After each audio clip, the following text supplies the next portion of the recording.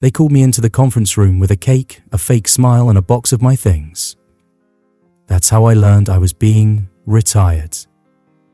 At 32. I should have seen it coming. The way they started copying me on fewer emails. The sudden silence when I walked past the break room. The smirk on Mike Harrison's face every time I tried to speak during a meeting. Still, after 10 years of blood, sweat, and unclocked overtime, I thought I'd earn more than a send-off with frosting and forced applause. My name's Logan Price. I'm, or was, a senior sales manager at Harrison Design, a family-run architectural firm that started in a dusty garage and somehow clawed its way to the top of the high-end residential market. I joined straight out of college. Built my entire adult life inside those glass-walled halls.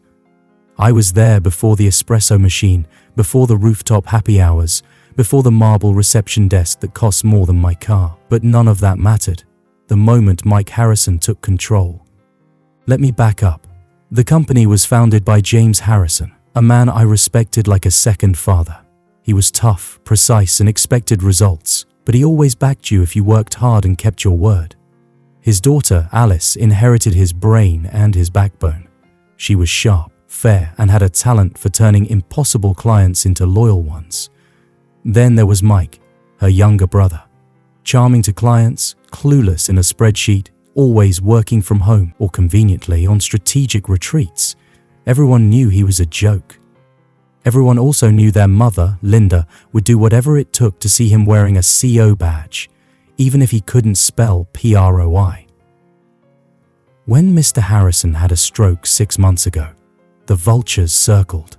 While he was in recovery, Linda stepped into the boardroom like she'd always belonged there, pushing for streamlining, generational succession, and energy shifts. Code words for get Alice out, put Mikey in. The day I got the calendar invite, titled Transition Celebration, Logan Price, I thought it was a promotion.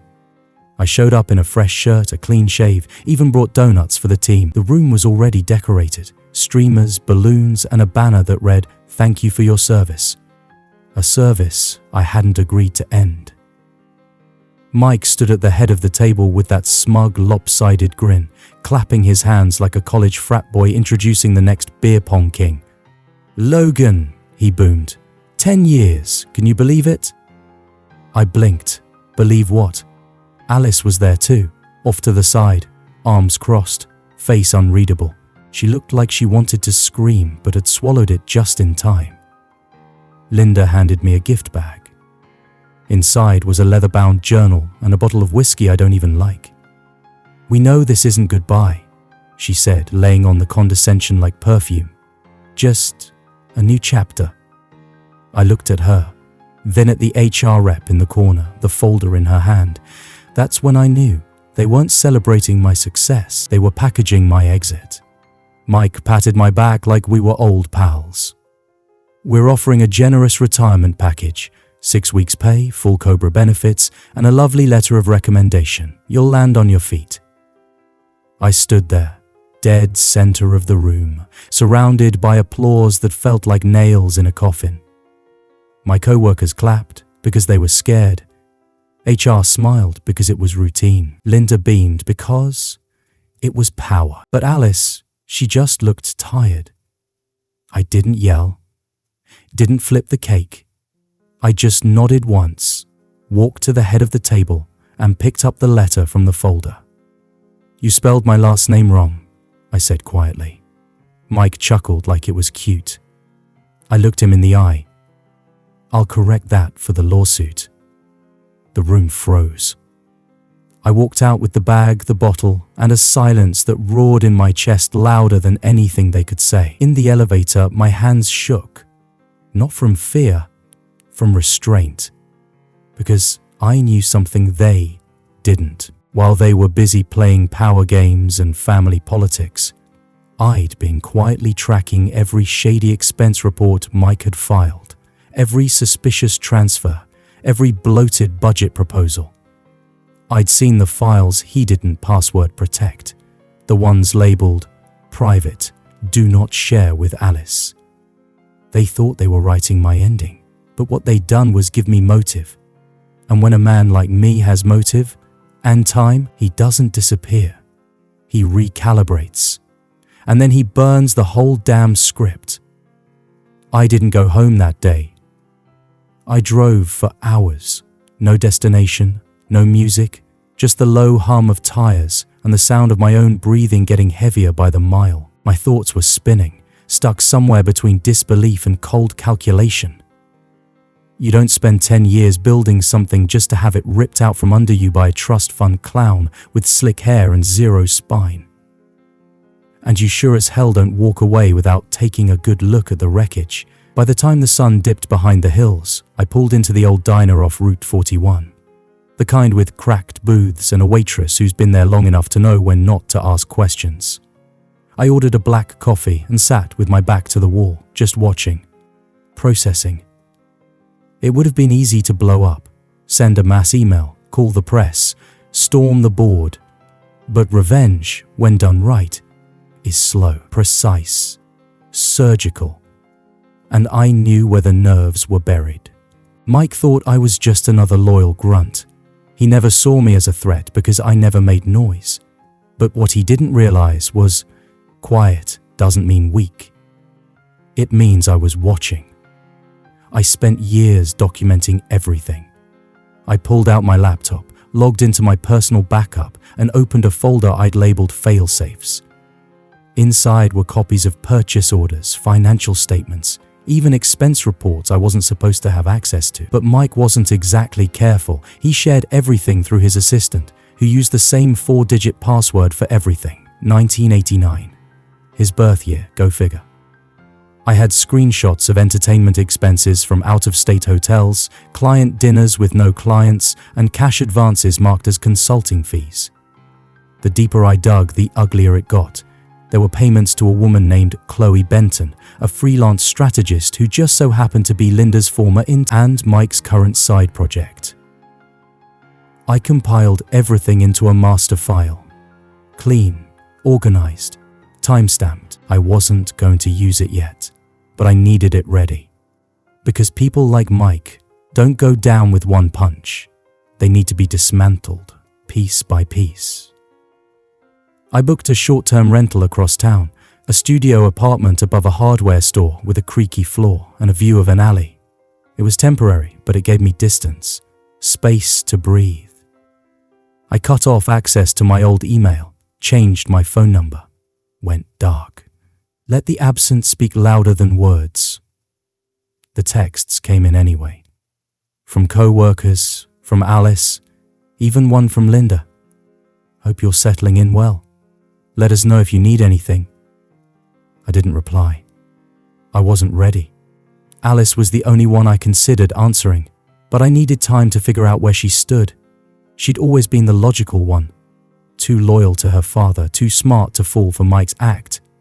But she was also surrounded. If she was planning anything, she'd keep it buried deep. Just like I was doing. I set up a meeting with a former colleague who now worked at a boutique law firm. Told him I needed advice on whistleblower protections, corporate misconduct, and how to hit without getting burned. He didn't ask why, he just nodded and got to work. Meanwhile, I started watching the company from the outside. Press releases, social media, internal gossip from friends still inside. Mike was making moves.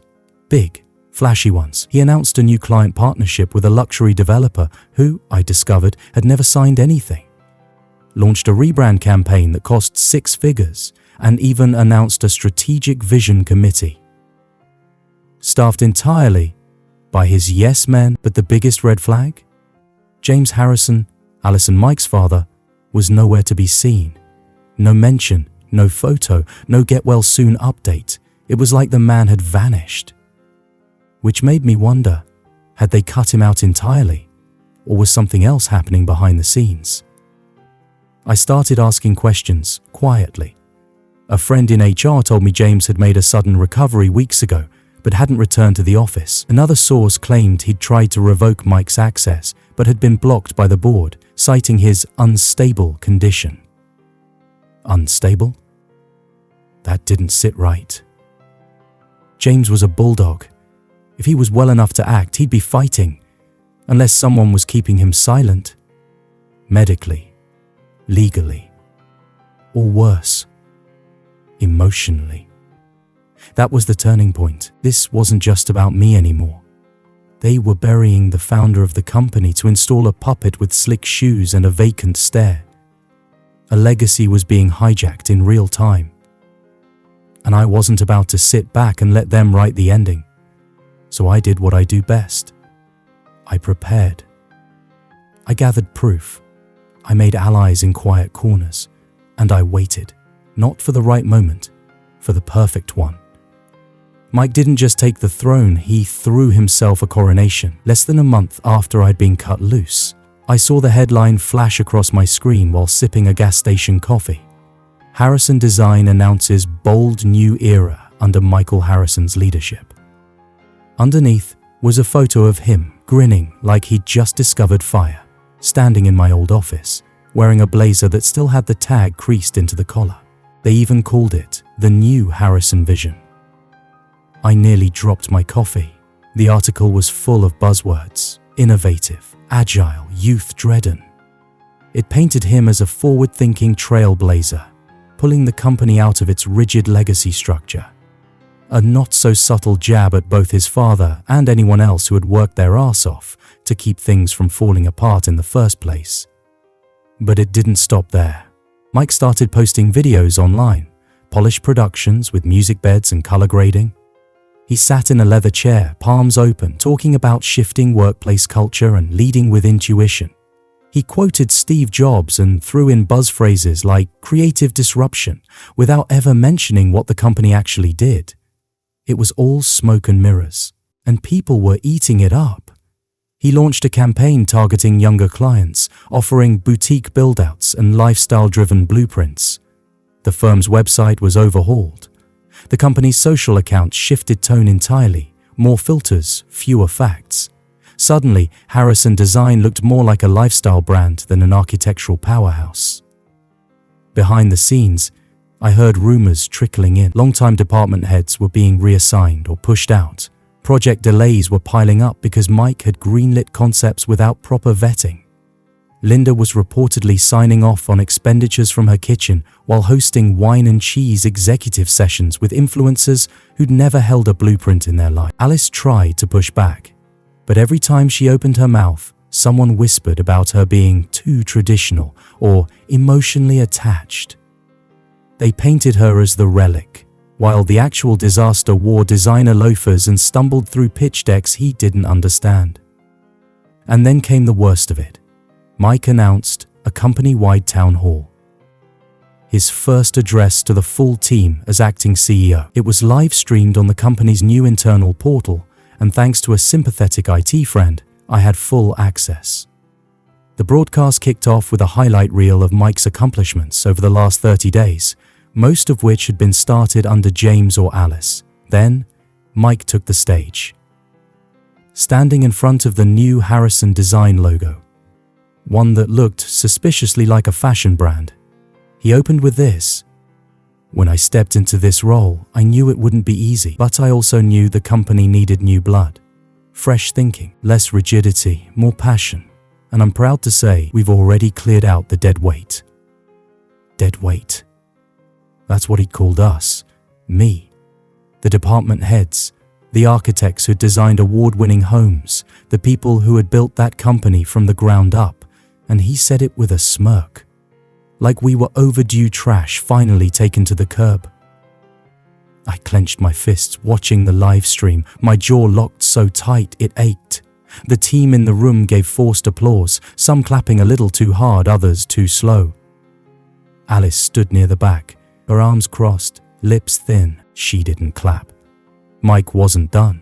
He introduced Chloe Benton, our new culture advisor, dressed in all white like she was launching a wellness retreat, not working at a design firm. She spoke in abstract phrases about energy mapping and cleansing toxic hierarchy, none of which meant a damn thing in a business that required structural permits and hard math. It was laughable. Except it wasn't funny because it was working. The board, charmed by fresh PR and the illusion of innovation, backed Mike fully. The old guard was bleeding out, and nobody seemed to care. But what pushed me over the edge? An internal memo leaked 2 days later. Phase 2 organizational shifts. Buried in it was a single bullet point. Former employee Logan Price's role will be divided among junior associates for budget efficiency. Budget efficiency, I was a line item now, a name to be absorbed and forgotten. They thought I was gone, that I'd moved on, that I was too polite, too predictable to strike back. They couldn't have been more wrong.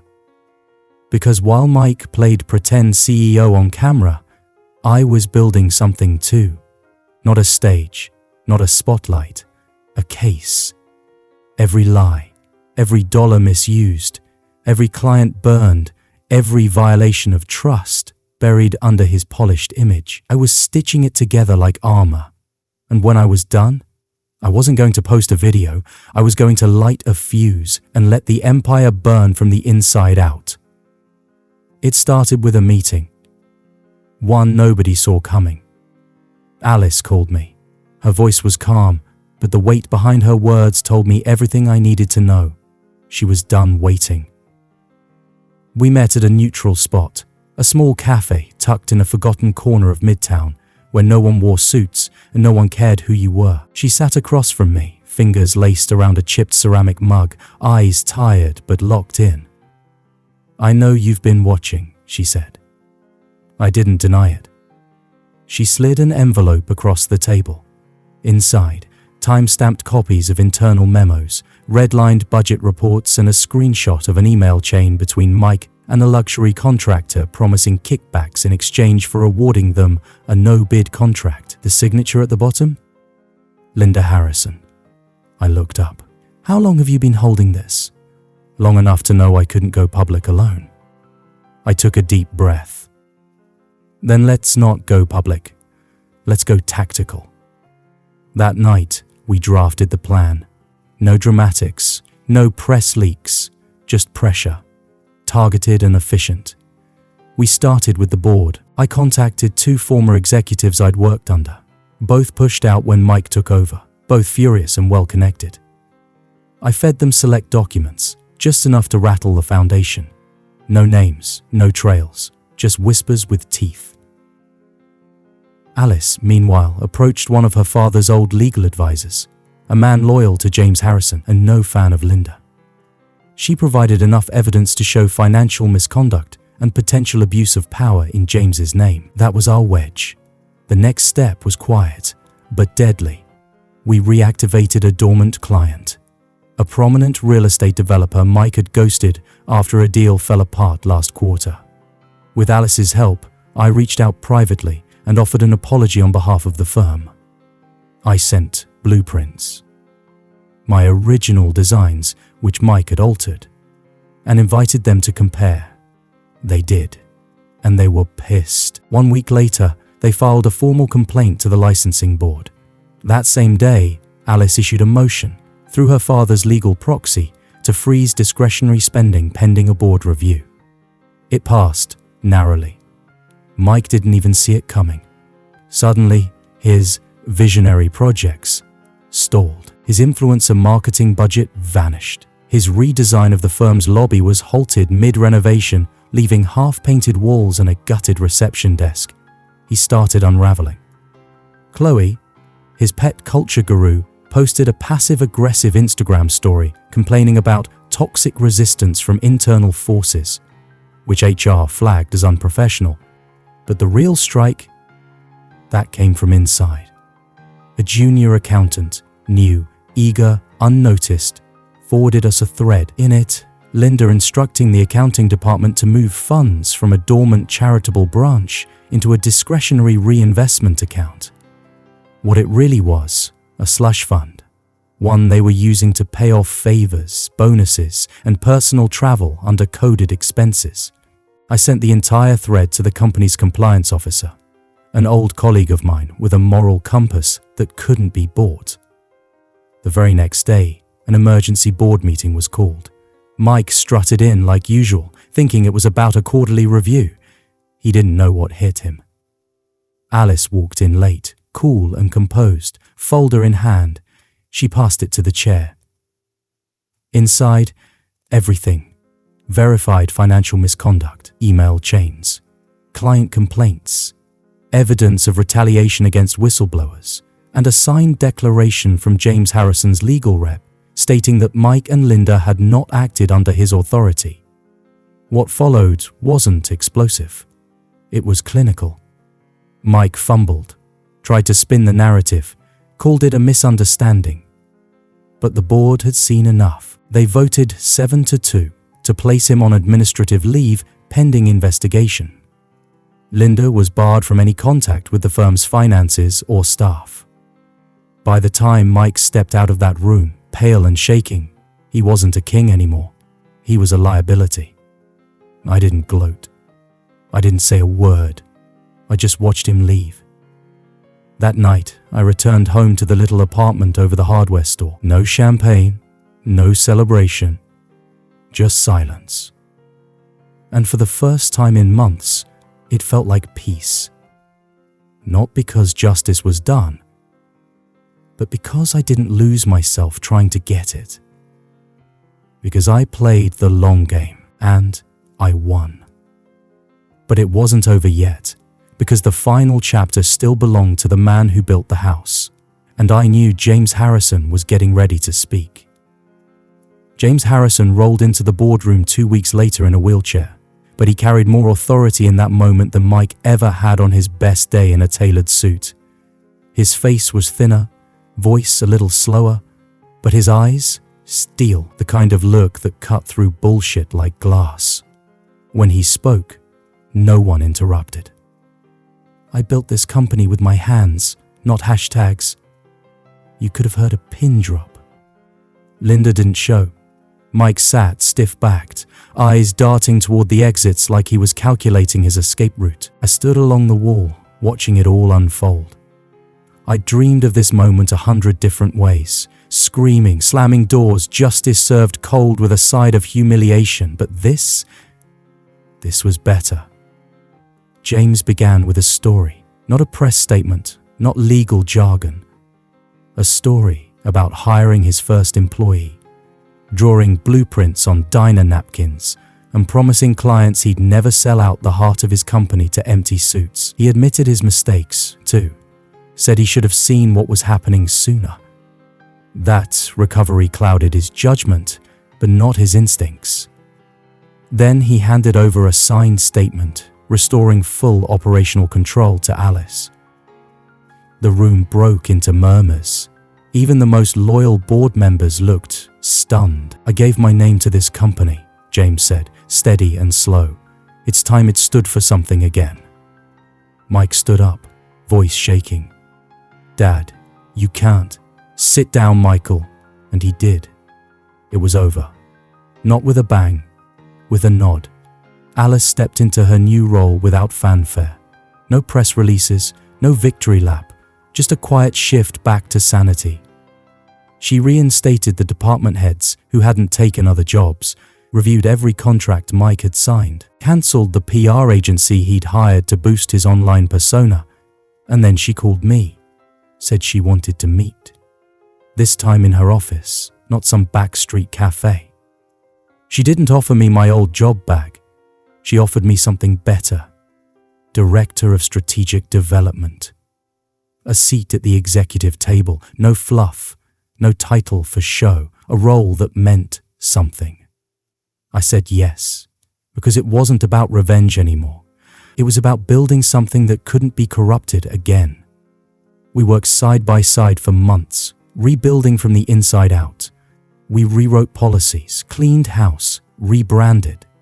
Quietly, no press circus, just results. Linda faded into silence. Her influence with the board evaporated. Mike, last I heard, he moved to Scottsdale and started some vague consulting firm with no website and even fewer clients. Chloe moved on to another culture reset gig somewhere in Los Angeles. Fitting. But I didn't waste time following their stories. I was too busy writing mine. The nights of rage had passed. The dreams of slamming doors and shouting matches? Gone. Now my dreams were quieter. Sunday mornings with black coffee and silence. Long runs without checking my phone. Projects that made a difference, not just a profit. A team that respected each other, not out of fear, but out of shared pride. One evening, long after most of the office had cleared out, Alice walked by my desk. "You ever regret coming back?" she asked, leaning against the doorframe. I looked around the room, the shelves we rebuilt, the sketches on the walls that had my signature in the corner. "No," I said. "I regret letting them push me out in the first place." She nodded. "They thought you were done. They didn't understand the difference between silence and surrender." She smiled, then turned to leave, pausing just before the door. "I'm glad you stayed in the fight." I didn't reply. I didn't need to, because some things speak for themselves. Now, when I walk into that building, I don't feel like a pawn or a placeholder. I feel like part of something real, something earned, not given, and definitely not taken. But let me ask you this. If the people you trusted most turned on you without warning, would you walk away quietly? Or would you come back, smarter, stronger, and ready to take back everything they thought they stole?